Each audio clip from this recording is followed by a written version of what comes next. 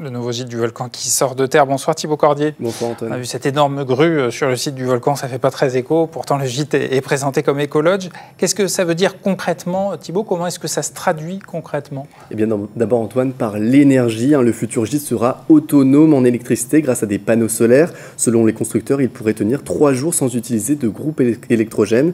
L'autre point, le gîte utilisera uniquement de l'eau de pluie grâce à un captage des réservoirs d'eau qui sont d'ailleurs en train d'être construits en ce moment même, en même temps que les fondations. Et une fois qu'on a l'eau, Antoine, eh bien, il faut bien la chauffer. Et là, pareil, les 3 bâtiments du futur gîte seront 100% autonomes en eau chaude grâce à un mélange entre un chauffe-eau solaire et une chaudière à bois.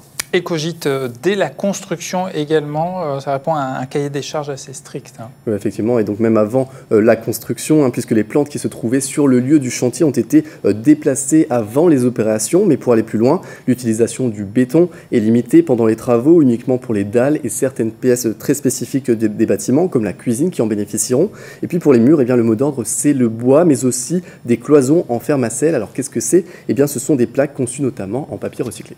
Est-ce qu'il y aura une sensibilisation à l'environnement sur place une fois ce gîte construit? Oui, absolument Antoine, et ça passera par un jardin botanique, notamment au pied du bâtiment le plus bas, sur près de 800 mètres carrés de végétaux, soit plus de 4000 plantes sur place. Et l'idée, vous l'aurez compris, c'est donc de voir et d'en apprendre plus sur ces différentes espèces. Et enfin, c'est assez drôle à imaginer, mais dans les bâtiments, eh bien, il y aura des minuteurs qui seront placés dans les douches. Et là, le but, eh bien, c'est de sensibiliser les clients à ne pas gaspiller l'eau. On découvrira tout ça début 2023, premier semestre 2023 en tout cas. Merci Thibaut Cordier.